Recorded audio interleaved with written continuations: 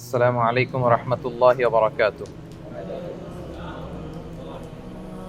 নাহমাদুহু ওয়া নুসাল্লি আলা রাসূলিহিল কারীম, আম্মা বা'দু, ফাআউযু বিল্লাহি মিনাশ শাইতানির রাজীম। বিসমিল্লাহির রাহমানির রাহিম। লা উকসিমু বিয়াউমিল কিয়ামাহ ওয়া লা উকসিমু বিন নাফসিল লাওয়ামাহ। আয়াহসাবুল ইনসানু আল্লান নাজমা'a 'ইযামাহ বালা কাদিরিনা আলা আন নুসাওবিয়া বানানা। সাদাকাল্লাহুল আযীম। আজকের যে সূরা থেকে আমরা তাফসীর শুনবো, সূরাটার নাম হচ্ছে সূরাতুল কিয়ামা। বাংলা যেটার আমরা কিয়ামত বলি, বাংলায় কি বলি? কিয়ামত। আল্লাহ তাআলা ওই নামে একটা সূরা ডেডিকেট করেছেন। সূরাটার নাম হচ্ছে সূরাতুল কিয়ামা। আমি খুব সহজ ভাষায় এই সূরাতে আসলে আল্লাহ তাআলা কি মেসেজ আমাদেরকে দিয়েছেন, কি বার্তা রাখতে চেয়েছেন, আপনাদের সামনে উপস্থাপন করার চেষ্টা করব। কোরআন কিন্তু আসলে সহজ। ওয়ালাকাদ ইয়াসসারনাল কুরআনা লিযিকর। আল্লাহ বলেছেন আমি কোরআনকে বোঝার জন্য সহজ করে দিয়েছি। ফাহাল মিন মুদ্দাকির, আছো কেউ এই সহজ কোরআন থেকে লেসন নিবা, উপদেশ নিবা, আছো কেউ? তো তাহলে যে সূরা নিয়ে আলোচনা করব, সূরাটার নাম কি? সূরাতুল কিয়ামা। মাশাআল্লাহ, সূরাতুল কিয়ামা। কিয়ামা মানে হচ্ছে রেসারেকশন, মানে পুনরুত্থান। আমরা মরে গেলে আমাদের সব শেষ, আর কিছু নাই, এরকম ব্যাপারটা না। লাইফ আফটার ডেথ বলে ইসলামে একটা কথা আছে, আল বা'স বা'দাল মাউত। আপনারা ইমানে মুফাসসিলের নাম শুনেছেন না? আমানতু বিল্লাহি ওয়া মালাইকাতিহি ওয়া কুতুবিহি ওয়া রুসুলিহি ওয়াল ইয়াউমিল আখিরি ওয়াল কদারি খাইরিহি ওয়া শাররিহি। তারপরে মিনাল্লাহি তাআলা, সবশেষেরটা কি? ওয়াল বা'সি বা'দাল মাউত। বা'স মানে আবার উঠবেন, আপনি আবার জেগে উঠবেন। মিনহা খালাকনাকুম ওয়া ফিহা নুঈদুকুম ওয়া মিনহা নুখরিজুকুম তারাতান উখরা। আল্লাহ বলেন আমি মাটি থেকে বানিয়েছি, মাটির কবরেই তোমরা আবার প্রবেশ করবে, আবার ওই মাটির কবর থেকে যেভাবে প্রথম বানিয়েছিলাম আবার উঠবে। এই যে আবার উঠবো, আবার জেগে উঠবো। আমার সর্বশেষ যে লিখিত বই এক নজরে কোরআন, তার আগের বইটার নাম জেগে ওঠো আবার। দেখছেন আপনারা?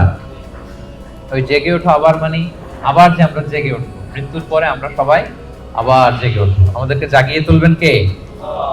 এই যে মৃত্যুর পরে আবার জেগে ওঠা, এটাকে আরবিতে বলে আল বা'স। আরবিতে কি বলে? আল বা'সু বা'দাল মাউত, মৃত্যুর পরে আবার জেগে ওঠা। তো এই জেগে ওঠা, মৃত্যুর পরে মানুষ যে আবার জেগে উঠবে, আবার বেঁচে উঠবে, এইটা মক্কার কুরাইশরা মানতে পারতেছিল না।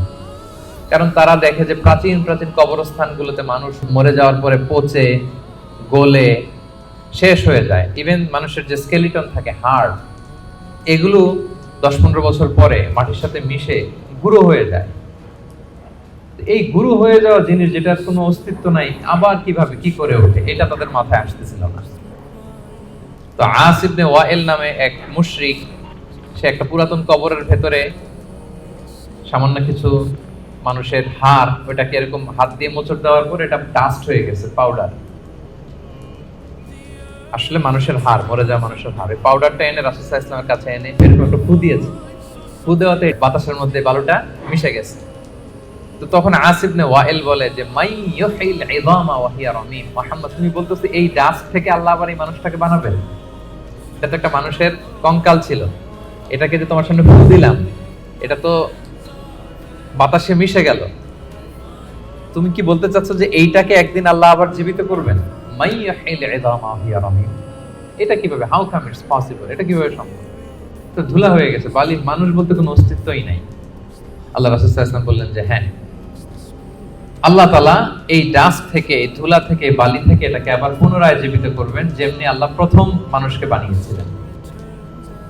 প্রথম আল্লাহ তাআলা যেভাবে বানিয়েছেন, সেই আল্লাহ আবার এটা থেকে ওই মানুষকে আবার রিকনস্ট্রাক্ট করবেন, রিবিল্ড করবেন, রিশেপ দিবেন, রিসেট করবেন, আবার আগের মতো তিনি এই মানুষকে তৈরি করবেন। এই সূরায় এটাই বারবার বোঝানো হয়েছে যে যিনি প্রথম মানুষকে বানাইতে পারলো, সে আল্লাহ কি মরে যাওয়ার পরে, পচে গলে যাওয়ার পরে আবার বানাতে পারবে না? আচ্ছা বলেন তো, কোন জিনিস প্রথমবার বানানো কঠিন না দ্বিতীয়বার বানানো কঠিন? কারণ প্রথমবার ফার্স্ট টাইম, কোনো এক্সপেরিয়েন্স নাই। প্রথমবার যেহেতু করে ফেলতে পারছে, এখন তো একটা এক্সপেরিয়েন্স হয়ে গেছে, কি বলেন? জানা হয়ে গেছে, একটা ধারণা হয়ে গেছে। দ্বিতীয়বার কি কঠিন লাগবে আর? আল্লাহ তাআলা বারবার বলেন যে যিনি প্রথমবার তোমাদেরকে বানায় ফেলতে পারলেন। তোমাদের তো কোনো অস্তিত্ব ছিল না, অস্তিত্বহীন একটা জগৎ থেকে আল্লাহ তোমাকে অস্তিত্বে আনলেন। আমরা ছিলাম ইন এক্সিস্টেন্স, এখন আমাদেরকে এক্সিস্টেন্সে আনলেন। আচ্ছা, একটু খেয়াল করে বলুন তো, আজকে থেকে 100 বছর আগে আপনার কোনো অস্তিত্ব ছিল? আমার কোনো অস্তিত্ব ছিল? আমি যে আসব দুনিয়াতে, যে আমার এই নাম হবে, এই গ্রাম হবে, এই পিতামাতা হবে, এই ফিচার হবে, এগুলো আমরা কেউ জানতাম? তো এই আমাদেরকে যেহেতু আল্লাহ তৈরি করতে পারলেন, অস্তিত্বহীনতার জগৎ থেকে অস্তিত্বে আনতে পারলেন, সে আল্লাহ আবার পুনরায় তৈরি করতে ওনার সমস্যা কোথায়? ওটা তো আরো সহজ, কি বলেন? আচ্ছা, আজকে থেকে 200 বছর পরে ধরেন একজন মানুষ পৃথিবীতে যে আসবে, তার এখন কোনো অস্তিত্ব আছে? তার নাম, তার পরিবার, তার বংশ, তার কোনো অস্তিত্ব পৃথিবীতে নেই। কিন্তু এই লোকটা আসবে না পৃথিবীতে? তো অস্তিত্বহীন জগৎ থেকে আল্লাহ যখন অস্তিত্বে আনতে পারলেন, মরে যাওয়ার পরে, পচে যাওয়ার পরে তিনি আবার কেন উঠাতে পারবেন না? কেন পারবেন না? এবং আল্লাহ রাসূল সাল্লাল্লাহু আলাইহি সাল্লাম বলেছেন, মানুষের দেহে একটা হাড্ডির কণা আছে, ইন্না ফিল ইনসানি আযমুন লা ইয়াকুলুহুল আরদু আবাদান। একটা হাড্ডির কণা আছে যেটা কখনো মাটি বালু এটাকে খেতে পারে না, নষ্ট করতে পারে না। মিনহা ইউরাক্কাবুল খালকু ইয়াউমাল কিয়ামা, কিয়ামতের দিন এখান থেকেই মানুষের আবার পুনঃসৃষ্টি হবে। তো সাহাবারা বললেন, আইয়ু আযমিন ইয়া রাসূলুল্লাহ, এই হাড্ডিটার নাম কি? আল্লাহ রাসূল সাল্লাল্লাহু আলাইহি ওয়াসাল্লাম বললেন, আজবুল জানাব, মানে টেইল বোন। ডাক্তারি ভাষায় এটাকে বলে কক্সিক্স। আমাদের যে শিরদাঁড়া আছে না, মেরুদণ্ড, এই মেরুদণ্ডের একেবারে নিচে ট্রায়াঙ্গেল একটা ত্রিভুজ আকৃতির ছোট্ট বোন পার্টিকেল আছে, এটা নষ্ট হয় না। হিন্দুরা যে শ্মশানে লাশ পোড়ায়, সব পুড়ে যায়, ওইটা পুড়ে না। আমরা যে কবরস্থ করি, কবর মাটি সব খেয়ে ফেলতে পারে, কিন্তু ওই ছোট্ট হাড্ডি কণিকাটা নষ্ট হয় না। ইভেন মানুষের মৃত্যু তো অনেক ভাবে হয়। বিমান দুর্ঘটনায় হলে জ্বলে ভস্ম হয়ে যায়, সাগরে জাহাজ ডুবি হলে মানুষ মরে, তিমি মাছের পেটে চলে যায়, তিমি ওইটাকে খেয়ে ডাইজেস্ট করে ফেলে, তার অস্তিত্বই থাকে না। কিন্তু ওই যে ছোট্ট কক্সিক্স টেইল বোন আজবুল জানাব, এটা নষ্ট হয় না। আল্লাহ বলেন, ওইটা থেকে কিয়ামতের দিন তোমাদেরকে আবার আমি পুনরায় সৃষ্টি করব। এইটাকে বলা হয় পুনরুত্থান, রেসারেকশন। পুরো সূরার মেইন কথা হচ্ছে এইটা। আপনাদের কাছে আগে ক্লিয়ার করে দিলাম যে ওরা যেহেতু বিশ্বাস করতে পারতেছিল না যে মানুষগুলো মরে যাওয়ার পরে 20 বছর 30 বছর পর কবরে তার অস্তিত্বই থাকে না, এই মানুষ আবার জীবিত হয় কি করে? আল্লাহ রাসূল সাল্লাল্লাহু আলাইহি ওয়াসাল্লাম বললেন যে না, এরাও জীবিত হবে। এবং আল্লাহ তাআলা এমন কথা বললেন যে তোমরা কি ভাবছো তোমাদের এই হাড় গোড়গুলো আমি রিঅ্যাসেম্বল করতে পারবো না? আরে তোমাদের the tips of your finger, তোমার আঙ্গুলের অগ্রভাগে যে এই যে কেমন আঁকি ঝুঁকি দেখা যায়, আঁকি বুকি দেখা যায়, এই যে যেটাকে আমরা আঙ্গুলের ছাপ বলি, ফিঙ্গারপ্রিন্ট, বাসমা, এইটাকে হুবহু আমি এক করে দেব। আল্লাহ বলেন, এখন যে ফিঙ্গারপ্রিন্ট নিয়ে দুনিয়াতে তোমরা আছো, ফিঙ্গারপ্রিন্ট চিনেন তো? এই যে ইমিগ্রেশন পার করে যে মালয়েশিয়াতে ঢুকছেন, কি করছিলেন? ফিঙ্গারপ্রিন্ট দিয়েছেন না? সিম কার্ড নিতে গেলে কি করতে হয়? এই যে মেট্রিক অথেন্টিকেশনের জন্য এটা দিতে হয়। এরপরে আপনার ক্রিমিনাল ইনভেস্টিগেশনের জন্য লাগে। আপনি কোন বাড়িতে ডাকাতি করছে, তো সে যে ডাকাত যে দরজা খুলছে ওইখানে তার এই ছাপ থেকে যায়। সে যা যা টাচ করে সব জায়গায় ছাপ থেকে যায়। ফরেনসিক রিপোর্টের জন্য এই ফিঙ্গারপ্রিন্ট লাগে। আল্লাহ বলে, এখন যে ফিঙ্গারপ্রিন্ট নিয়ে পৃথিবীতে ঘুরে বেড়াচ্ছ, মারা যাওয়ার পরে আবার যে পুনরায় জীবিত করব, একই ফিঙ্গারপ্রিন্ট নিয়ে দাঁড়াবো, ওইটা সহ আমি তোমাদেরকে দেবো। তোমরা ভাবতেছো শুধু হাড় গোড়, তোমার কঙ্কালটাকে আমি রিঅ্যাসেম্বল করতে পারবো না, তোমার ফিঙ্গারপ্রিন্ট সহ আমি সেদিন দাঁড় করাবো। পৃথিবীতে প্রায় বর্তমানে 800 কোটি মানুষের বসবাস। কত কোটি? এই 800 কোটি মানুষের একজনের হাতের ছাপের সাথে, আঙ্গুলের ছাপের সাথে আরেকজনের ছাপের কোনো মিল নাই। 800 কোটি মানুষ, আপনার এই আঙ্গুলের ছাপের সাথে এই আঙ্গুলের মিল নাই। 10টা আঙ্গুলের কোনো আঙ্গুলের কোনো ছাপের সাথে অন্য আঙ্গুলের কোনো ছাপের মিল নাই। ইভেন একসাথে যে যমজ ভাই হয়, টুইন, তাদেরও একজনের ফিঙ্গারপ্রিন্টের সাথে আরেকজনের ফিঙ্গারপ্রিন্টের কোনো মিল হয় না। আল্লাহ বলে, ওইটা সহ কিয়ামতের দিন আমি তোমাদেরকে তুলব। তাহলে আল্লাহ যে আবার আমাদেরকে তুলতে পারবে, এটা কি আপনাদের বিশ্বাস হয়? নাকি এখনো একটু সন্দেহ আছে? সন্দেহ লাগে? সন্দেহের অবকাশ নাই প্রিয় ভাই বোনেরা। এর কারণ, যিনি অস্তিত্বহীনতার জগৎ থেকে আমাদেরকে অস্তিত্বে আনতে পারলেন, তিনি অবশ্যই পুনরায় আমাদেরকে জীবিত করতে পারবেন। এটা হচ্ছে সূরার মূল কথা। সূরার নাম কি যেন বলেছিলাম? সূরা কিয়ামা। কোরআনে মোট সূরা কয়টা? এই সূরাটা হচ্ছে 75 নাম্বার সূরা। কত নাম্বার? কোরআনে মোট পারা কয়টা? এটা 29তম পারায় অবস্থিত। এই সূরাটা মক্কায় নাজিল হয়েছে, ফলে এটা মাক্কি সূরা। বলুন তো কি সূরা? সবাই জোরে বলুন, কি সূরা? মাক্কি সূরা। এই সূরার আয়াত সংখ্যা কত বললাম? 40। আয়াত সংখ্যা কত? তাহলে ওভারঅল আপনি একটা ধারণা পেয়েছেন। সূরার ধারাক্রম হচ্ছে 75। কত পারায়? 29 পারায়। আয়াত সংখ্যা 40। আর সূরাটা মাদানী সূরা। কি সূরা? এবার নাজিলের সময়কালটা বলি। কখন নাজিল হয়েছে? মাক্কি যুগের একেবারে শুরুর দিকে, প্রাথমিক দিকে, প্রথম বছরই নাজিল হয়েছে। এবং নাজিলের প্রেক্ষাপট আমি বলেছি, লোকজন মৃত্যুর পরে যে আল্লাহ তাআলা আমাদেরকে পুনরুত্থান করবেন এটা মানতে চাইছিল না। তাদের কঠোর জবাব হিসেবে আল্লাহ তাআলা 40 আয়াত বিশিষ্ট এই সূরাটা নাজিল করেছেন। এবং এই সূরার সেন্ট্রাল থিম হচ্ছে পুনরুত্থান, রেসারেকশন, আবার যে আমরা উঠবো। এই সূরা শেষে আল্লাহ বলেছেন যে আলাইসা যালিকা বিকাদিরিন আলা আন ইউহিয়াল মাউতা, যে আল্লাহ তোমাদেরকে প্রথম সৃষ্টি করলেন সে আল্লাহ কি আবার যে তোমাদেরকে সৃষ্টি করবেন সেই কুদরতটা কি আল্লাহর নাই? অবশ্যই আছে। বালা কাদিরিনা আলা আন নুসাউইয়া বানানা, যেটা শুরুতেই বললাম যে বানান মানে হচ্ছে tips of your finger. Even এটাকেও সুবিন্যস্ত করতে পারবেন, হুবহু এইভাবে তিনি আমাদেরকে জীবিত করবেন। তাহলে তিনি যে আমাদেরকে আবার পুনরায় জীবিত করতে পারবেন এতে কোনো সন্দেহ অবশ্যম্ভাবী, অনিবার্য। আমরা আবার জেগে উঠবো, আবার আমরা উত্থিত হব, আমাদের পুনরুত্থান হবে। ইব্রাহিম আলাইহিস সালামকে যখন এই আকীদা আল্লাহ শিক্ষা দিয়েছেন যে ইব্রাহিম, মৃত্যুর পর আমি সবাইকে জাগাবো, তো তিনি বললেন যে রব্বি আরিনি কাইফা তুহিল মাউতা, আল্লাহ আপনি কিভাবে জাগাবেন, মানে মৃতকে কিভাবে জীবিত করেন, একটু যদি দেখাইতেন আমাকে, আমার খুব ভালো লাগতো। কে বলতেছেন? কাইফা তুহিল মাউতা, আল্লাহ মৃতকে কিভাবে জীবিত করেন? আল্লাহ বললেন বলো কি ইব্রাহিম, আওয়ালাম তুমিন, তোমার কি বিশ্বাস হয় না? ইব্রাহিম আলাইহিস সালাম বললেন বালা, অবশ্যই বিশ্বাস হয়, কিন্তু ওয়ালাকিন লিয়াতমাইন্না কলবি, দেখতে পেলে আমার অন্তরটা একটু প্রশান্ত হতো, যদি আমি দেখতাম কিভাবে জীবিত করেন। সূরা বাকারা এসেছে, আল্লাহ বললেন ফাখুদ আরবাআতাম মিনাত তায়র, ঠিক আছে দেখাবো, তুমি 4টা পাখি নিয়ে আসো, জবাই করো, পাখিগুলোকে টুকরো টুকরো করো, এদের গোশতগুলো পাহাড়ের ওই পাশে ছিটায় দিয়ে আসো, এরপরে পাহাড়ের এই পাশ থেকে পাখিগুলোকে ডাকো। ইব্রাহিম আলাইহিস সালাম পাহাড়ের এই পাশ থেকে ডাক দিলেন, ডাক দেওয়ার সাথে সাথে আল্লাহ তাআলা মৃত ওই পাখির গোশতগুলোকে রিঅ্যাসেম্বল করে একসাথে জীবিত করে আবার ইব্রাহিম আলাইহিস সালামের সামনে এনে হাজির করে দিলেন।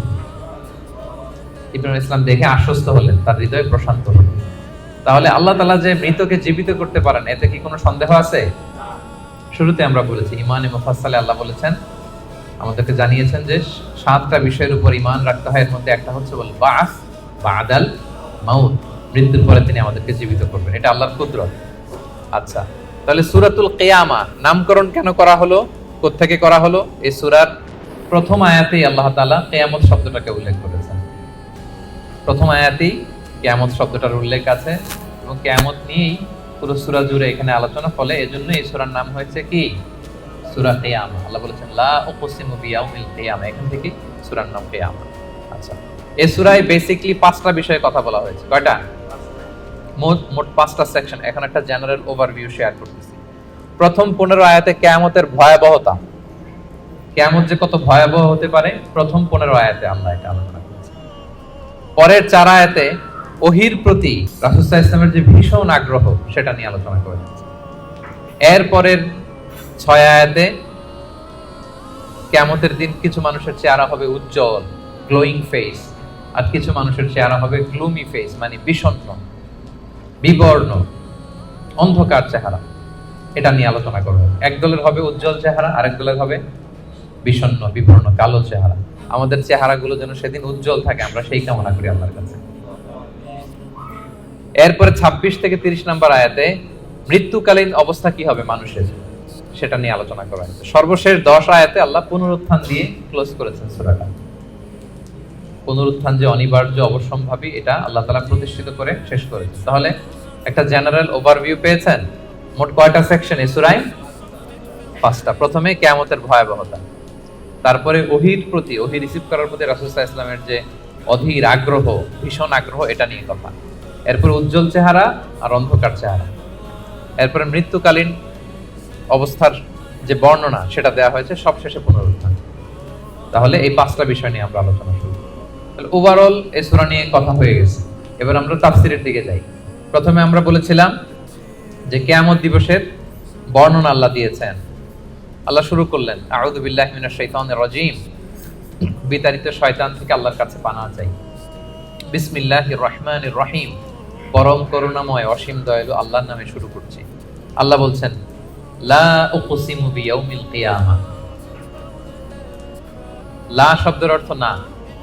লা শব্দের অর্থ, সবাই বলুন, লা শব্দের অর্থ আল্লাহ প্রথমে বললেন না, নো, অর্থাৎ তোমরা যা ভাবো এমনটা না। তোমরা যে মনে করো যে আমি উঠাতে পারবো না, মৃত্যুর পরে আমি তোমাদেরকে পুনরুত্থান করতে পারবো না, এমনটা না। লা, আল্লাহ বললেন লা উকসিমু বিয়াউমিল কিয়ামা। লা, তোমরা যে মনে করো আমি আল্লাহর জন্য কঠিন হবে তোমাদেরকে জাগ্রত করা, এটা ঠিক নয়। বরং উকসিমু বিয়াউমিল কিয়ামা, আমি কিয়ামত দিনের শপথ করছি। কিয়ামতের শপথ করতেছে কে? আল্লাহ। এরপর আল্লাহ তাআলা আবার বললেন ওয়ালা উকসিমু বিন-নাফসিল লাওয়ামা। আবার লা, লা মানে না। লা মানে কি? একটা দুটো শব্দ শিখে যান না আজকে। লা মানে কি? কোরআনে অনেক পাবেন এরকম লা। এই লা শব্দের অর্থ হচ্ছে আল্লাহ বলেন না, তোমরা যে ভ্রান্ত বিশ্বাসে আছো এটা ঠিক না।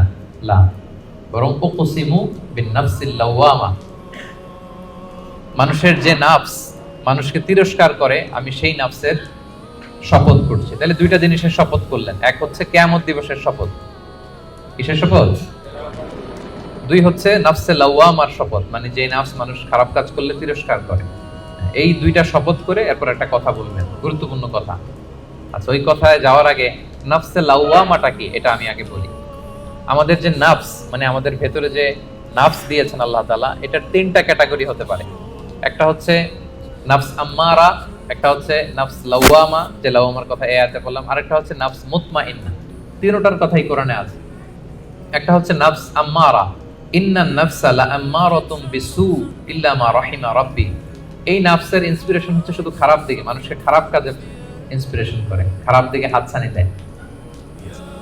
আরেকটা হচ্ছে এইটা নাফস লাওয়ামা, এ ভালোর কথাও বলে আবার খারাপের কথাও বলে,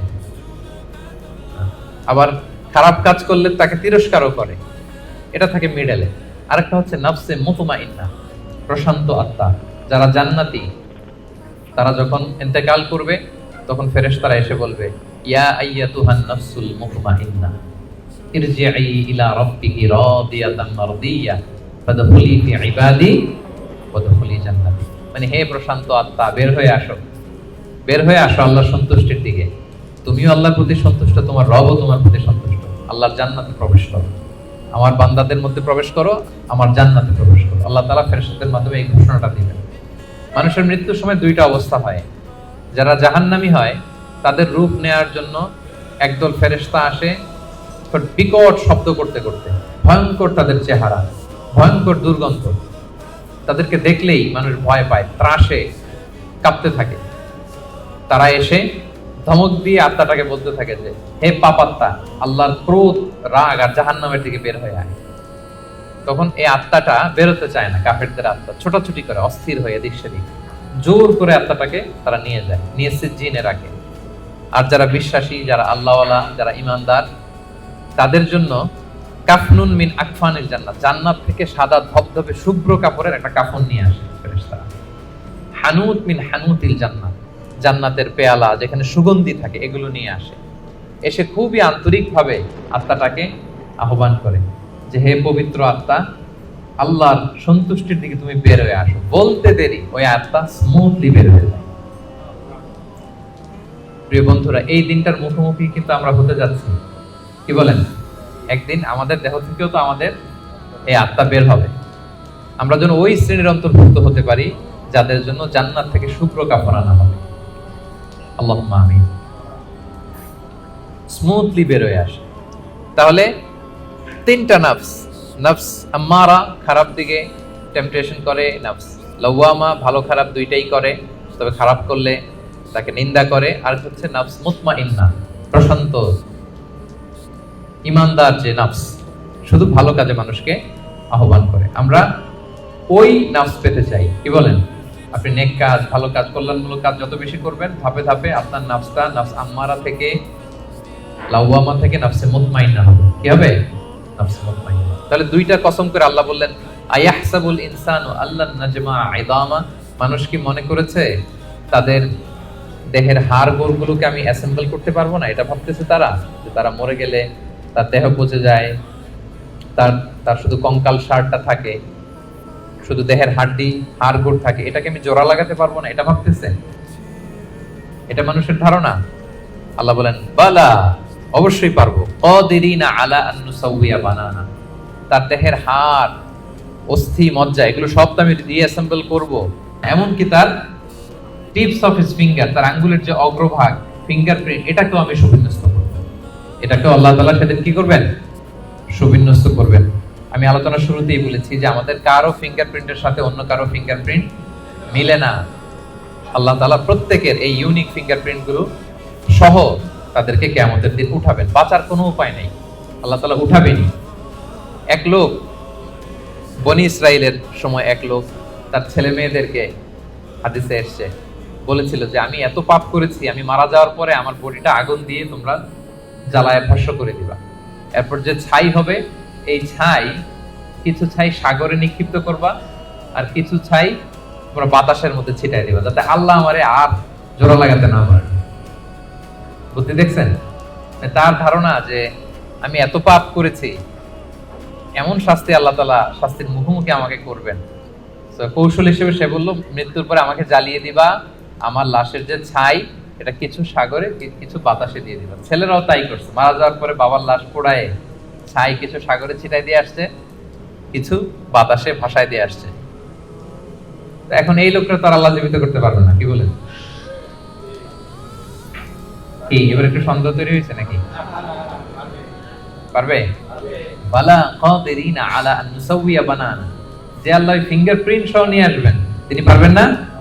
পারবেন। এবং কিয়ামতের দিন তার সাথে কি ঘটবে সেটাও সহিহ মুসলিমে আসছে। আল্লাহ তাআলা তাকে আবার জীবন দিবেন। এবার তো বেচারা ধরা খেয়ে গেছে, তাকে তো আল্লাহ ঠিকই আবার জীবন দিলেন। এবার আল্লাহ বলবেন, আচ্ছা তুমি এই কাজটা কেন করছিলা? মা হামালাকা আলা হাদা, এরকম ইউনিক ফন্দি বুদ্ধি আসছো কেন? লাশ পোড়ায় তোমার লাশ কিছু সাগরে দিবে ছাই, কিছু দিবে বাতাসে ভাসায় কেন?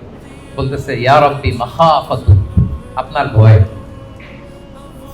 আপনার ভয়ে আমি এই কাজ করেছি। তো তার ওই করুণ রেসপন্সটা আল্লাহর কাছে এত ভালো লাগতো যে আল্লাহ আপনার ভয়ে, যে আপনি যে আমাকে শাস্তির মুখোমুখি করবেন, আপনার ভয়ে আমি এই বুদ্ধি করেছি। তার এই করুণ আর্তনাদের কারণে আল্লাহ তাআলা তাকে ক্ষমা করে জান্নাতবাসী করে দেবেন। তাহলে কোনোভাবেই এটা থেকে বাঁচার কোনো উপায় নাই। তিনি আমাদেরকে, আমরা যেভাবেই মারা যাই, যেখানে আমাদের অবস্থান থাকুক না কেন, তিনি আমাদেরকে কি করবেন? পুনরুজ্জীবন দান করবেন। তাহলে আল্লাহ তাআলা বললেন বালা কাদিরিনা আলা আন নুসাউইয়া বানানা, তোমাদের যে ফিঙ্গারপ্রিন্ট এগুলোকে আমি একত্রিত করব। তাহলে এটা মনে রাখবেন যে ফিঙ্গারপ্রিন্টের কথা আল্লাহ তাআলা এই সূরা কিয়ামতে বলেছেন। কোন সূরায় বলেছেন? ফিঙ্গারপ্রিন্টের কথা বলেছেন। 1892 সালে আমরা প্রথম জানতে পারি, পৃথিবীবাসী, একজন সায়েন্টিস্ট ফ্রান্সিস গ্যালটন তার নাম, সে প্রথম এটা বৈজ্ঞানিকভাবে আবিষ্কার করে যে মানুষের এখানে যে কিছু আঁকি ঝুঁকি আছে, এগুলো একটার সাথে আরেকটা মিলে না। ফলে যেটা বললাম, বায়োমেট্রিক অথেন্টিকেশনের জন্য, ফরেনসিক রিপোর্টের জন্য বা ক্রিমিনাল ইনভেস্টিগেশনের জন্য তারা বৈজ্ঞানিকভাবে 1892 সালে এটা পৃথিবীতে এটা নিয়ে কাজ করা শুরু করছে। আর 1500 বছর আগে আল্লাহর কোরআনের ভেতরে এই ফিঙ্গারপ্রিন্ট, আঙ্গুলের ছাপের ব্যাপারে আমাদেরকে জানিয়ে দিয়েছেন কে? 1500 বছর আগে তিনি জানিয়ে দিয়েছেন যে বালা কাদিরিনা আলা আন নুসাউইয়া বানানা, তোমাদের আঙ্গুলের ফিঙ্গারপ্রিন্ট গুলোকে আমি আল্লাহ একত্রিত করব। আল্লাহু আকবার। এরপর আল্লাহ তাআলা বললেন বাল ইউরিদুল ইনসানু লিয়াফজুরা আমামা, এগুলো যেন মানুষ পাপ করে, ভবিষ্যতে সে পাপ করতে চায়, তার মধ্যে অন্যায় প্রবণতা আছে। এবং আল্লাহ রাসূল সাল্লাল্লাহু আলাইহি সাল্লামকে ঠাট্টা করে তারা জিজ্ঞেস করতো ইয়াসআলু আইয়ানা ইয়াউমুল কিয়ামা, হে মুহাম্মদ তুমি যে বারবার বলো কিয়ামত কিয়ামত, কবে হবে এটা? কবে? ইয়াসআলু আইয়ানা ইয়াউমুল কিয়ামা, কবে হবে? কিয়ামতের ডেট জানার যে খুব আগ্রহ, এর জন্য না, ঠাট্টা করে বলে। কি করে? তুমি যে বলতেছো কিয়ামত হবে, কবে হবে? সাহাবারাও জিজ্ঞেস করতেন, কিন্তু ঠাট্টা করে জিজ্ঞেস করতেন, ওনারা প্রস্তুতি হিসেবে জিজ্ঞেস করতেন। এক সাহাবী বলেন ইয়া রাসূলুল্লাহ মাতা সাআ, হে নবী কিয়ামত কবে হবে? আল্লাহ রাসূল সাল্লাল্লাহু আলাইহি ওয়াসাল্লাম বলেন ওয়া মাযা আ'দাদতা লিস-সাআ, কিয়ামতের জন্য তোমার প্রস্তুতি কি? তুমি এত কিয়ামত কবে হবে জানার জন্য উদ্গ্রীব হলে? তিনি বললেন আমার কোনো প্রস্তুতি নাই, ইল্লা আন্নী উহিব্বুল্লাহ ওয়া রাসূলাহ, আমি আল্লাহ এবং আল্লাহর রাসূলকে ভালোবাসি, এটাই আমার প্রস্তুতি। তখন রাসূল সাল্লাল্লাহু আলাইহি ওয়াসাল্লাম বললেন তুমি যে আল্লাহ আল্লাহর রাসূলকে ভালোবাসো, এই ভালোবাসাই তোমাকে জান্নাতে প্রবেশ করাবে। আবার রাসূল সাল্লাল্লাহু আলাইহি ওয়াসাল্লাম বললেন, তুমি যাদেরকে ভালোবাসো তাদের সাথেই আল্লাহ জান্নাতে থাকবে। আনতা মা'a মান আহবাবতা, তুমি যাদেরকে ভালোবাসো তাদের সাথেই থাকবে, মানে নবীকে ভালোবাসো তো নবীর সাথেই আল্লাহর জান্নাতে তুমি বসবাস করবে। তো তারা টিটকারি করে বলতো, ইয়াসআলু আইয়ানা ইয়াউমুল কিয়ামা, কবে হবে কিয়ামত? এবার রাসূল সাল্লাল্লাহু আলাইহি ওয়াসাল্লাম কিয়ামতের বর্ণনা দিচ্ছেন যে কিয়ামত যখন হবে, ফাইদা বারিকাল বাসার, আতঙ্কে মানুষের চোখ ধাঁধিয়ে যাবে কিয়ামতের সময়। কিয়ামতের একটা ফিচার শুনে, কিয়ামত এমন সময় হুট করে হবে, কেউ থাকবে বাজারে, কেউ মাঠে, কেউ ঘাটে, কেউ অফিসে, কেউ রান্নাঘরে, কেউ ওয়াশরুমে, কেউ স্কুলে, কেউ কলেজে, কেউ বিজনেস মিটিং এ। যখন কিয়ামতের বিভীষিকা শুরু হবে, ফাইদা বারিকাল বাসার, মানুষের চোখ ছানা বড়া হয়ে যাবে, চোখ ধাঁধিয়ে যাবে কিয়ামতের আতঙ্কে। ওয়া খাসাফাল কমার, চাঁদ এটা আলোহীন হয়ে যাবে, নিষ্ক্রিয় হয়ে যাবে। ওয়া জুমিআ আশ-শামসু ওয়াল কমার, চাঁদ সূর্য একটার সাথে একটা ধাক্কা লেগে মেসাকার হয়ে যাবে। কিয়ামতের বর্ণনা। ইয়াকুলুল ইনসানু আইনাল মাফার, সেদিন মানুষ বলবে পালাবার জায়গা কোথায়, পালাবো কোথায়? আইনাল মাফার, সেদিন পালানোর কোনো জায়গা আছে বলেন তো? আল্লাহ বলছেন, ইয়াউমা তারাউনাহা তাযহালু কুল্লু মুরদিআতিন আম্মা আরদাআত ওয়া তাদউ কুল্লু যাতি হামলিন হামলাহা। কিয়ামতের অবস্থা এমন হবে যে কিয়ামতের বিভীষিকা যখন শুরু হবে, দুগ্ধপোষ্য বাচ্চাকে রেখে, বাচ্চাকে ফেলে দিয়ে মা দৌড়ে পালাবে। ব্রেস্ট ফিডিং মাদার যারা আছে, মানে যেই মা বাচ্চাকে দুধ খাওয়ায়, দেখবেন যে ওই বাচ্চাকে চোখের আড়াল করতে চায় না, কাছে কাছে রাখে না। কিন্তু কিয়ামতের বিভীষিকা এত ভয়ঙ্কর হবে, ওই মা দুধের বাচ্চাটাকে রেখে পালাবে। ওয়া তাদউ কুল্লু যাতি হামলিন হামলাহা, যত প্রেগন্যান্ট নারী আছে, 2 মাসের কনসিভ, 5 মাসের, 6 মাসের, 7 মাসের, half form baby, full form baby, মুহূর্তেই সব ডেলিভারি হয়ে যাবে ভয়ের চোটে। ওয়া তারান নাসা সুকারা ওয়া মা হুম বিসুকারা ওয়ালাকিন্না আযাবাল্লাহি শাদীদ, মানুষগুলো পাগলের মতো দৌড়াবে, পাহাড়গুলো তুলার মতো বিক্ষিপ্ত পতঙ্গের মতো নিক্ষিপ্ত হতে থাকবে, ছুটতে থাকবে। মানুষরা বলবে আইনাল মাফার, কই পালাবো? আল্লাহ বলেন, খাল্লা লা ওয়াজার, সেদিন কোনো ঠাঁই নাই কারো, কোথাও পালানোর জায়গা নাই। ইলা রাব্বিকা ইয়াউমা ইদিনিল মুস্তাকার, সেদিন ঠাঁই দিতে পারবে শুধু একজন, তিনি কে? কিয়ামতের দিন আল্লাহর সুশীতল আরশের নিচে 7 শ্রেণীর ব্যক্তিকে আল্লাহ তাআলা ছায়া দিবেন। যেদিন আল্লাহর সুশীতল আরশের ঠান্ডা ছায়া ছাড়া ওই দিন আর কোনো ছায়া থাকবে। আমরা যেন ওই 7 শ্রেণীর অন্তর্ভুক্ত হতে পারি। আল্লাহ আমাদের তৌফিক দান করুক, আমরা পড়ি আমিন। আমার একটা লেকচার আছে, আল্লাহর সুশীতল আরশের নিচে ছায়া পাবে যে 7 শ্রেণীর ব্যক্তি, আপনারা শুনে নেবেন। তো আল্লাহ তাআলা বলছেন, সেদিন আল্লাহর আশ্রয় ছাড়া কোনো আশ্রয় নেই। ইউনাব্বাউল ইনসানু ইয়াউমা ইযিন বিমা কদ্দামা ওয়া আখার, সেদিন মানুষকে তার আমলনামা দেয়া হবে। আমলনামায় মানুষ সব দেখবে, যা করে এসেছিল তাও দেখবে, এবং দুনিয়াতে যা রেখে এসেছে তাও দেখবে। আমাদের ভালো কাজের ধারা দুইটা, একটা হচ্ছে এই যে এখন একটা ভালো কাজ করতেছি, সওয়াব চলে যাচ্ছে, তাই না? দান করলাম, আমলনামায় যুক্ত হচ্ছে, সালাত করলাম, আমলনামায় যুক্ত হচ্ছে।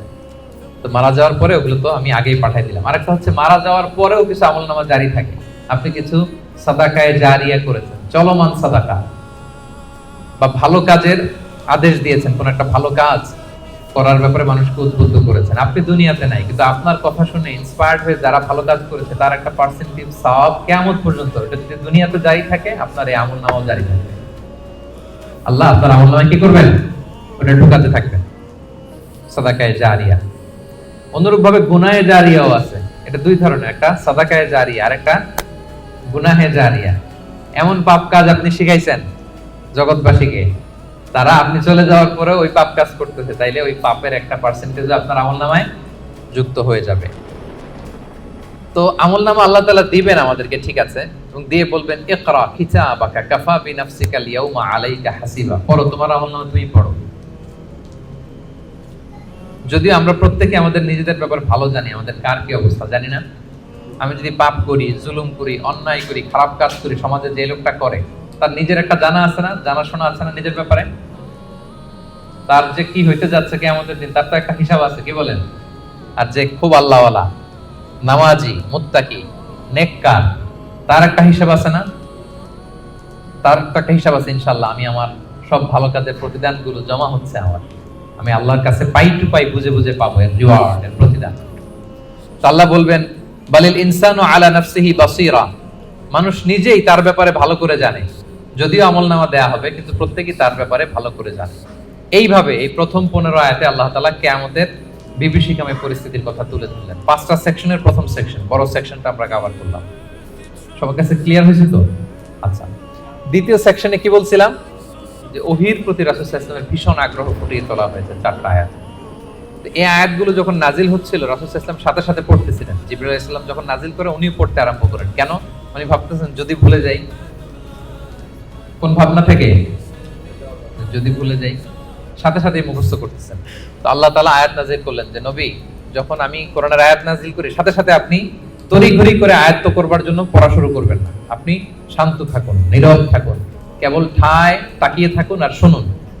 মুখস্থ করায় দেওয়ার দায়িত্ব আমি আল্লাহ নিয়ে নিলাম। কোরআনের একটি শব্দ, একটি অক্ষর আপনি ভুলবেন না।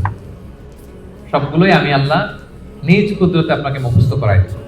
এবং রাসূল সাল্লাল্লাহু আলাইহি ওয়াসাল্লাম মুখস্থ করেছেন, ঠিক কিনা? বলেন তো, পৃথিবীর সর্বপ্রথম কোরআনের হাফেজ কে ছিল? বলেন।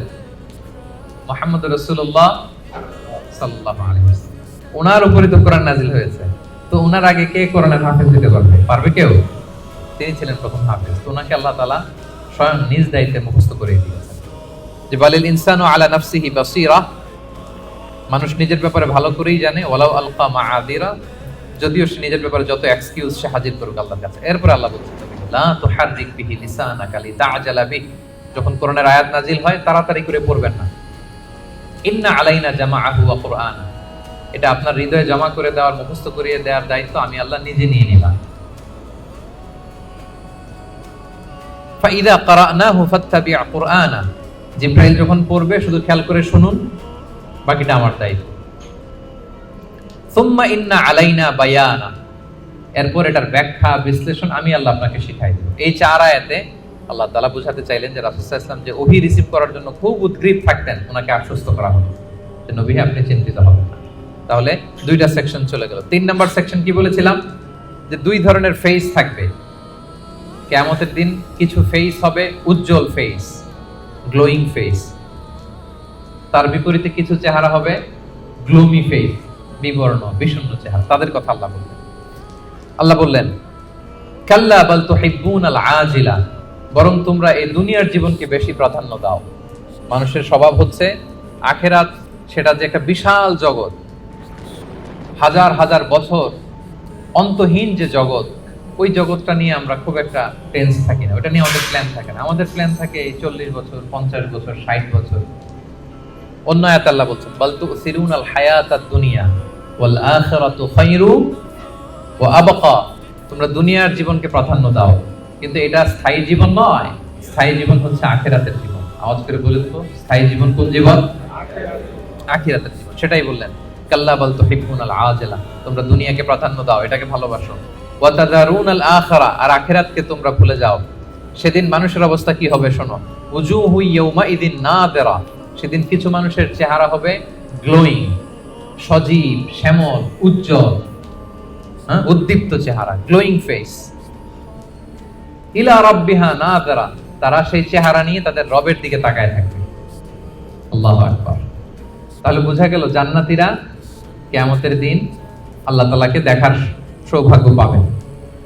বলেন আমরা আল্লাহকে সচক্ষে দেখতে চাই কি চাই না? চাই। আমরা আল্লাহকে দেখছি কখনো? না দেখে তার ইবাদত করি, তাকে বিশ্বাস করি, তার সামনে সেজদায় লুটিয়ে পড়ি, কিন্তু তাকে দেখি নাই।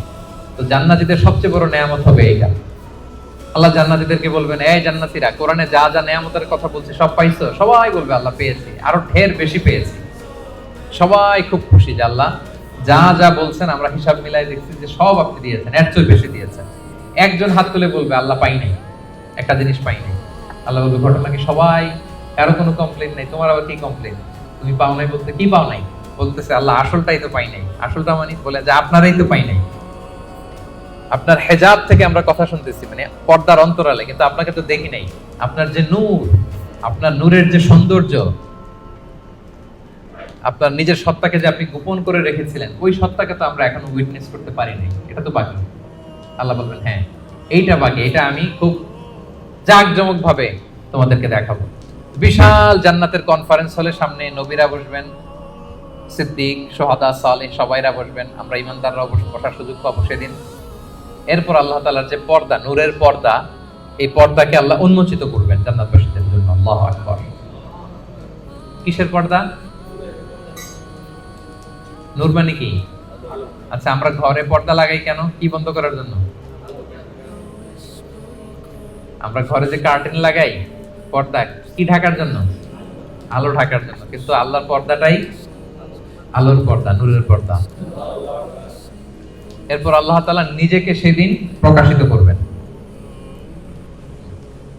আল্লাহর নূরের এক ঝলক তিনি প্রকাশিত করবেন। জান্নাতীরা পাগলের মতো ওই নূরের ঝলকের দিকে বিমোহিত হয়ে তাকিয়ে থাকবে। এক সেকেন্ডের হাজার কোটি ভাগের অল্প সময়ের, সামান্য সময়ের জন্য এক ঝলক আল্লাহ নিজেকে প্রকাশিত করবেন, ওনার নূর দেখাবেন। জান্নাতীরা ওই নূর দেখে অপলক নেত্রে বিমোহিত হয়ে তাকিয়ে থাকবে পাগলের মতো। কি দেখলাম, এত সুন্দর, এত বড় নেয়ামত, কিন্তু সামনে কিন্তু আর নাই, ওই নূরের ঝলকানি কিন্তু আর নাই। এক ঝলক ওটা দেখে এইভাবে সব কোটি কোটি বছর কেটে যাবে। আল্লাহু আকবার। উজুহু ইয়াউমাইদিন নাযিরা ইলা রাব্বিহা নাযিরা। কিছু উজ্জ্বল চেহারা সেদিন তাদের রবের দিকে তাকিয়ে থাকবে। আল্লাহ রাসূল সাল্লাল্লাহু আলাইহি ওয়াসাল্লাম বলেছেন যে ইন্নাকুম সাতারাউনা রাব্বাকুম আয়ানান, তোমরা কিন্তু কিয়ামতের দিন চাক্ষুষ আল্লাহকে দেখবে, সব জান্নাতীরা। এই কথা যখন রাসূল সাল্লাল্লাহু আলাইহি ওয়াসাল্লাম বললেন, সাহাবারা বললেন যে ইয়া রাসূলুল্লাহ, আল্লাহকে সবাই একসাথে কিভাবে দেখবে? দেখতে কি ধাক্কাধাক্কি হবে না? তো রাসূল সাল্লাল্লাহু আলাইহি ওয়াসাল্লাম বললেন যে আকাশের চাঁদ উঠলে তোমরা কি ধাক্কাধাক্কি করে দেখো? বলেন যে আকাশে যখন চাঁদ উঠছে আমরা কি আরেকজনকে সরাই বলি ভাই একটু সরেন আমি দেখি? সরেন। যে যেখানে আছে সেখান থেকে কি করে? চাঁদকে উইটনেস করতে পারে, দেখতে পারে। তো তাহলে সচক্ষে আমরা সেদিন আল্লাহ তাআলাকে দেখতে পাবো। আওয়াজ করে পড়েন ইনশাআল্লাহ। তাহলে উজুহু ইয়াউমাইদিন নাযিরা ইলা রাব্বিহা নাযিরা। সজীব চেহারাগুলো আল্লাহর দিকে তাকিয়ে থাকে। এটা হচ্ছে এক শ্রেণী। আরেক শ্রেণী হবে কি? ওয়া উজুহু ইয়াউমাইদিন বাসিরা।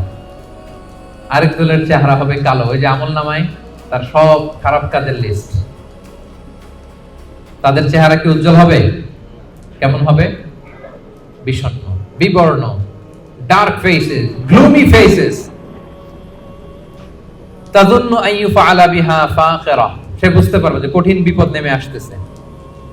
আচ্ছা গেল উজ্জ্বল চেহারা, আলোকিত চেহারা। এরপরে মৃত্যুকালীন অবস্থার বর্ণনা। খাল্লা, তোমরা যে ভাবতেছো তোমরা পুনরুত্থিত হবে না, শুরুতে তো দুইবার লা লা বলছো যে না না যা বলতেছো এটা ভুল, আবার এখানে কাল্লা না তোমরা যা বলতেছো এটা কিন্তু ঠিক না, বারবার রিমাইন্ডার, পুনরুত্থান হবেই হবে, এটা কেউ ঠেকাইতে পারবে না।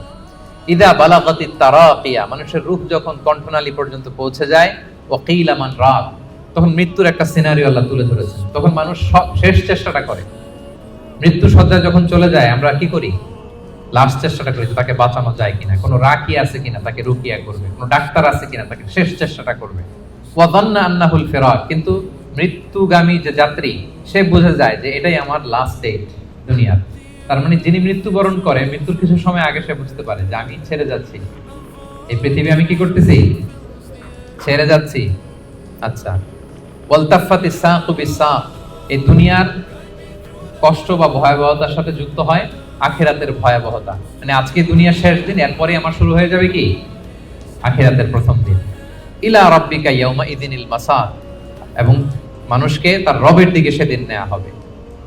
আচ্ছা, মৃত্যুকালীন সংক্ষিপ্ত বর্ণনা শেষ। এরপর আল্লাহ শুরু করলেন সর্বশেষ যে সেকশনটা, সেটা যে পুনরুত্থান যে হবেই, এটা আবার তিনি শক্তভাবে মজবুতভাবে তুলে ধরলেন না এই সূরার একেবারে শেষ কয়েকটা আয়াতে। আল্লাহ বললেন ফালা সাদ্দাকা ওয়ালা সাল্লা, যারা কাফির মুশরিক, যারা আল্লাহকে মানে না, তাদের বৈশিষ্ট্য কি? ফালা সাদ্দাকা, তারা কিয়ামতকে সত্য বলে মানেও না, ওয়ালা সাল্লা, তারা সালাতও আদায় করে না, ওয়ালাকিন কাযযাবা ওয়া তাওয়াল্লা, তারা এটাকে মিথ্যা বলে, তারা মুখ ফিরিয়ে নেয়। একদল দেখবেন যে আপনি ভালো বললে মুখটা ফিরায় নেয়, যত উদাহরণ দিয়ে আপনি বুঝান সে ওটা মানবে, সে ওইখান থেকে ইগনোর করে চলে যাবে।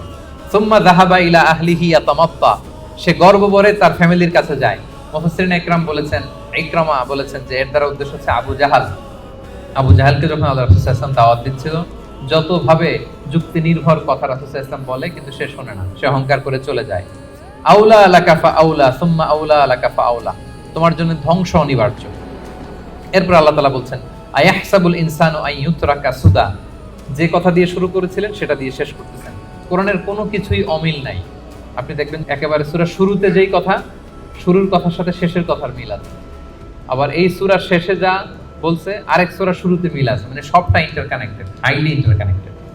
আল্লাহ বলছেন আইয়াহসাবুল ইনসানু আইয়ুতরাকা সুদা, মানুষ কি ভাবে যে তাকে এমনি এমনি ছেড়ে দেওয়া হবে কোনো পরীক্ষা ছাড়া? কিয়ামতের দিন হাত তুলে বলবেন আল্লাহ আমি তো ঈমানদার ছিলাম, আর আল্লাহ বলবেন যাও তুমি চলে জান্নাতে ঢুকে যাও, এরকম? আপনাকে কঠিন পরীক্ষার মুখোমুখি হতে হবে। আপনি যে আপনার ঈমানের দাবিতে সত্যবাদী, পদে পদে এটা প্রমাণ দিতে হবে।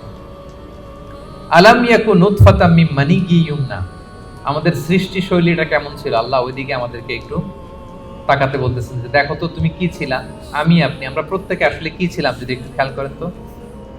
আপনি আপনার ছোটবেলার কত বছরের কথা মনে করতে পারেন? আপনি স্মৃতি হাতরাতে পেছনে গেলে মানে কত বছর বয়সের কথা আপনার মনে আছে দেখি? আপনার বয়স যখন 3 ছিল কোনো স্মৃতি মনে আছে? 4, 5 কিছু? 5 বছর বয়সে আমরা স্কুলে ভর্তি হই, তো তার আগের কিছু ঘটনা আমাদের খেয়াল থাকে।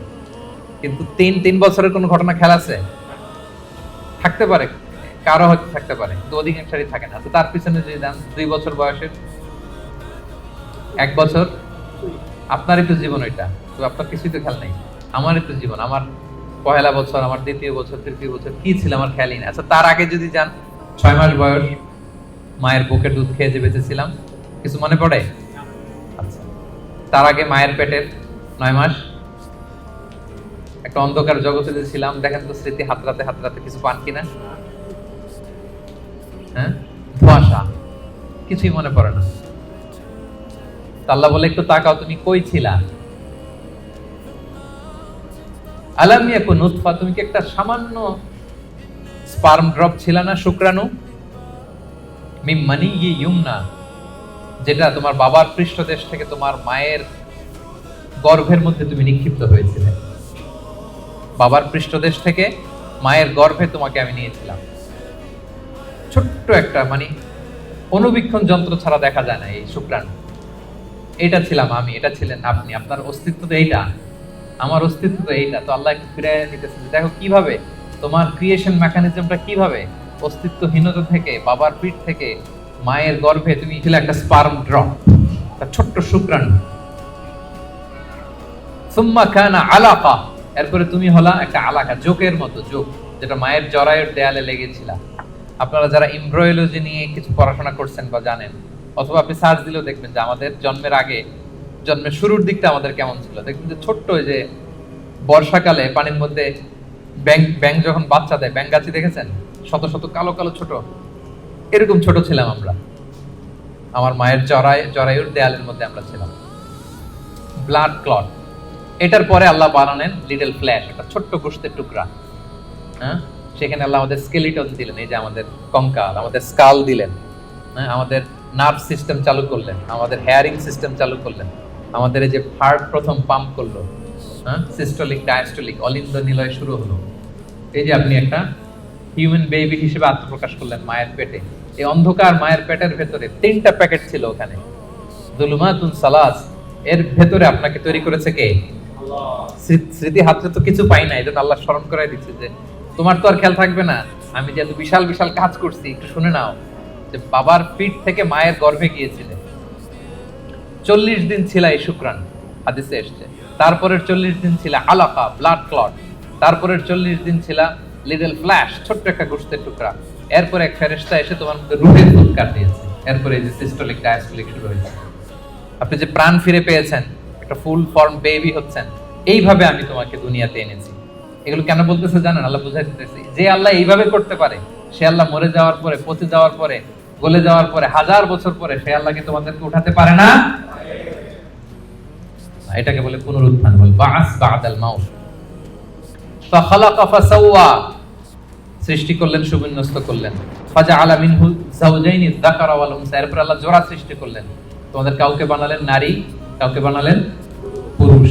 এরপরে আল্লাহ একটা প্রশ্ন ছুড়ে দিয়ে শেষ করলেন, আলাইসা যালিকা বিকাদিরিন আলা আইয়িহিয়াল মাউতা, যে আল্লাহ এত কিছু করতে পারলেন, সে আল্লাহকে মৃতকে জীবিত করতে সক্ষম নন? বলেন, তিনি কি সক্ষম নন? রাসূল সাল্লাল্লাহু আলাইহি ওয়াসাল্লাম যখন এই সূরাটা শেষ করতেন, তিনি বলতেন বালা, বালা ইয়া রাব্বানা, অবশ্যই হে আল্লাহ, অবশ্যই আপনি আমাদেরকে পুনরায় জীবিত করতে সক্ষম।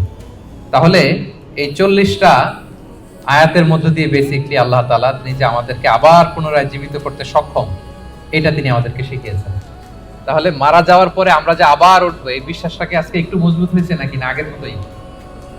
আলোচনা শোনার আগে যে অবস্থায় ছিলেন, আলোচনাটা শোনার পরে কি বল বাস বাদাল মাউত, মৃত্যুর পরে যে আবার পুনরায় জীবিত হবে, এই বিশ্বাসটা আরেকটু মজবুত হয়েছে আপনাদের? সম্মানিত বন্ধুরা, এই সূরার মূল কথা হচ্ছে পুনরুত্থান, যে আল্লাহ তাআলা আমাদেরকে আবার জীবিত করবেন। আমাদের বিশাল এক জগৎ পড়ে আছে মৃত্যুর পরে, অনন্তকালের জগৎ, লাইফ আফটার ডেথ।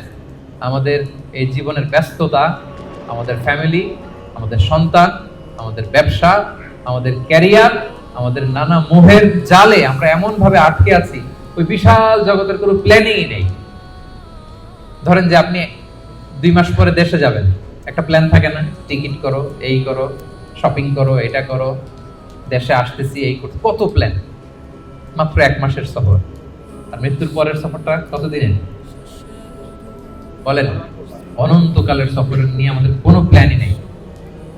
আল্লাহ তাআলা এই জন্য বারবার মাক্কি সূরাগুলোর নানা ভাবে তিনি বুঝাতে চেয়েছেন যে মৃত্যুর পরে তুমি জীবিত হবা এবং তোমার কাছের লোক যারা তাদেরকে আবার পাবা। তোমার বাবা দাদা কাউকে আমি হারাই নাই চিরকালের জন্য, তারা জান্নাতি হলে আমরা এক জান্নাতে একসাথে থাকবো ইনশাআল্লাহ। আওয়াজ করে পড়ুন ইনশাআল্লাহ। তাহলে সংক্ষেপে যদি বলি এই সূরা থেকে কি শিখলাম? 1 নাম্বার হচ্ছে আমাদের আত্মাগুলোর অনেক ইন্সপিরেশন আছে। আম্মারা খারাপ দিকে ইন্সপায়ার করে, লাওয়ামা মিডল, আর একটা হচ্ছে মুতমাইন্না। আমরা কোন নাফস চাই বলেন? নাফসে মুতমাইন্না, যে আত্মা আল্লাহর উপর সন্তুষ্ট এবং আল্লাহ যে আত্মার উপর সন্তুষ্ট, যাদেরকে আল্লাহ সিজ্জিনে পাঠাবেন না কবুল, তিনি ইল্লিনে পাঠাবেন। আমাদের আত্মাগুলো কোথায় যাবে? ইল্লিনে যাবে। তাহলে ওটার জন্য কাজ করতে হবে, আপনার সোলটাকে আপনাকে ট্রেন আপ করতে হবে। এই আত্মার অনেক দিকে হাতছানি আছে, টেম্পটেশন আছে। ভালো কাজ করে, কল্যাণমূলক কাজ করে, যে কাজে আল্লাহ সন্তুষ্ট হয়, আল্লাহ রাসূল সন্তুষ্ট হয়, ওই কাজগুলো করে করে আপনার নাফসকে আপনার মুতমাইন্না বানাইতে হবে। এটা হচ্ছে আমাদের দায়িত্ব। 2 নাম্বার লেসন হচ্ছে রেসারেকশন। এটা হবে পুনরুত্থান, এবং আল্লাহ বলেছেন যে ফিঙ্গারপ্রিন্ট যেভাবে আছে, হাতের ছাপ সহ তোমরা উঠবা, এবং যে আল্লাহ প্রথমে সৃষ্টি করতে পারেন সে আল্লাহ পরেও সৃষ্টি করতে পারবেন। 3 নাম্বার হচ্ছে আমাদের থিংকিংটা শর্ট টার্ম থিংকিং থেকে লং টার্ম থিংকিং বানাইতে হবে। কাল্লা বাল তুহিব্বুনাল আজালা, আল্লাহ সূরায় বলেছেন যে তোমরা দুনিয়া নিয়ে ব্যস্ত থাকো। আমাদের আসলে সব এনগেজমেন্ট, ব্যস্ততা কি নিয়ে বলেন তো? আখিরাত আমাদের প্ল্যানে নাই। মৃত্যু নিয়ে আমাদের প্ল্যান আছে? যেমন আমি তো অনেক প্ল্যান করে রাখছি মৃত্যু নিয়ে, আমি একদিন মারা যাব, আমার কাফনের কাপড় আনা হবে, আত্মীয় স্বজনরা কিছু কান্নাকাটি করবে, মসজিদের মাইকে অ্যানাউন্স করা হবে অমুক এলাকার নিবাসী অমুক ভাই দুনিয়াতে নাই, ইন্না লিল্লাহি ওয়া ইন্না ইলাইহি রাজিউন, আজকে বাদ আসর অমুক মাঠে তার জানাজা। এগুলো ভাবেন? এগুলো নিয়ে প্ল্যানে আছে আপনার? এরপর আত্মীয় স্বজনরা গুড বাই জানানোর জন্য লাস্ট বিদায় দিতে আসবে, আপনাকে গোসল দিয়ে সাদা কাফনে মুড়িয়ে ওই অন্ধকার কবরে রেখে আসবে, ঘুটঘুটে অন্ধকার। এই অন্ধকার যেন আর শেষ হতে চায়। এরপর কিছুদিন কান্নাকাটি করবে, ঠিকই আবার দুনিয়া আগের মতোই চলবে। আপনার রেখে যাওয়া সম্পদ কে কতদূর পাবে, ভাগ বটোয়ারা নিয়ে মিটিং বসবে। দুনিয়াতে শীত শেষে গ্রীষ্ম আসবে, দিন শেষে রাত আসবে, সব চলবে। থাকবেন না শুধু আপনি, থাকবেন না আমি, থাকবো না আমি, হিন্দু দুনিয়া ঠিক চলবে আগের মতো। এগুলো ভাবেন? এগুলো ভাবার সুযোগ হয় আমাদের? কবরের 3টা প্রশ্নের মুখোমুখি হওয়া, এই রূহটা নিয়ে যে ইল্লিনে রাখা হবে, কিয়ামত, ফুলসিরাত, জান্নাত, আল্লাহর সাথে সাক্ষাৎ, এগুলো ভাবার তো সময়ই নাই আমাদের। এত ব্যস্ত, হ্যাঁ? আপনার তো বেশিরভাগ ব্যবসায়ী, হ্যাঁ, এত বলেন যে হুজুর ইনভেস্টমেন্টের খোঁজ খবর নিতেই তো, এখানে ইনভেস্টমেন্ট, ওইখানে ইনভেস্টমেন্ট, এখানে ব্যবসা, দেশে ব্যবসা, এগুলো সামলাতেই তো কাহিল। আল্লাহ বলেন কাল্লা বাল তুহিব্বুনাল আজিলা, তোমরা দুনিয়া নিয়ে টু মাচ এনগেজড, ওয়াতাযারুনাল আখিরা, অনন্তকালের বিশাল পথ যে পাড়ি দিতে হবে ভুলেই যাবো। বরং আখিরাতকে আমাদের প্রাধান্য দিতে হবে। মুমিন জীবন দুনিয়া কেন্দ্রিক না আখিরাত কেন্দ্রিক বলেন? করব সব এখানে, কিন্তু প্ল্যান আখিরাত। ওইখানে কি কাজে লাগবে, ওইখানে যেন জিতে যাই, শেষ হাসিটা যেন ওখানে হাসতে পারি। এটা হচ্ছে মুমিনের বৈশিষ্ট্য। 4 নাম্বার হচ্ছে গ্লোয়িং ফেস, গ্লুমি ফেস। বলেন আপনার চেহারা সেদিন কিরকম হোক আপনি চান? গ্লোয়িং ফেস চান? হ্যাঁ, তাহলে 5 ওয়াক্ত সালাত পড়তে হবে, কোরআন পড়তে হবে, যাকাত আদায় করতে হবে। 5 নম্বরে মৃত্যুর যে ওই সময়টা, ওইটা আমাদের জন্য fix. The most certain thing in our life is death, and the most uncertain matter in our life is the time of death. মৃত্যু হবে এটা আমরা জানি, কবে হবে জানি, সেদিনের জন্য যেন প্রস্তুত থাকি। লাইফ ইজ এ টেস্ট, জীবনে পরীক্ষা থাকবে, এমনি এমনি আল্লাহ ছেড়ে দিবে না। আমার ইমানের পরীক্ষা দিয়ে আমাকে উত্তীর্ণ হতে হবে। 7 নম্বরে, হিউম্যান শুডন্ট বি অ্যারোগেন্ট। মানুষের অহংকারী হওয়ার সাথে না, কারণ আল্লাহ আমাদের সৃষ্টির দিকে একটু তাকাতে বলছে। তোমার যে এত অহংকার, এত ক্ষমতার দাপট, তুমি পাওয়ারফুল এলাকায়, তোমার দাপটে কেউ কথা বলতে পারে না। তুমি কি ছিলা বলো তো? 3 বছর আগে কি হয়েছিল? তোমার বয়স যখন মনেই করতে পারো না। মায়ের পেটে কি ছিলা, তার আগে কি ছিলা? ছোট্ট একটা তুচ্ছ পানির ফোঁটা থেকে আল্লাহ আমাদেরকে বানিয়েছেন। ওই মানুষ কখনো অহংকার করতে পারে না। সব শেষ কথা হচ্ছে, রেসারেকশন ইজ এ মাস্ট। আমরা আবার জীবিত হব। মৃত্যুর মধ্য দিয়ে আমাদের সব শেষ হয়ে যাবে না, বরং বল বাস বাদাল মাউত, মৃত্যুর পরে আবার আমরা পুনরুত্থিত হব এবং আল্লাহর সেই ট্রাইব্যুনালে আমাদেরকে দাঁড়াতে হবে। সেদিন যদি আমাদের ভালো কাজের মধ্য দিয়ে আল্লাহর কাছে আমরা নিজেদের ঈমানকে প্রমাণিত করতে পারি, তাহলে শেষ হাসিটা আমরাই হাসবো ইনশাআল্লাহ। আমরা এখানে যেমনি একত্রিত হলাম, মৃত্যুর পরে আবার জীবিত হয়ে বিচার দিবস শেষে আল্লাহর জান্নাতুল ফেরদাউসের ভিতরেও যেন আমরা এভাবে একত্রিত থাকতে পারি। আল্লাহ আমাদের সবাইকে তৌফিক দান করুন। আজকে থেকে আপনার প্ল্যানের ভিতরে ব্যবসা বাণিজ্য, ইনভেস্টমেন্টের পাশাপাশি কিছুটা সময় লাইফ আফটার ডেথ, মৃত্যুর পরের জীবন নিয়ে আমরা রাখবো তো নাকি? মৃত্যু, কিয়ামত, পুনরুজ্জীবন, আখিরাতের জীবন নিয়ে আমাদের ভাবনা, চিন্তা, প্ল্যান এটা রাখতে হবে। এটাই মুমিন জীবনের বৈশিষ্ট্য। আল্লাহ তাআলা আমাদের সবাইকে কথাগুলো বোঝার, আমল করার তৌফিক দান করুন।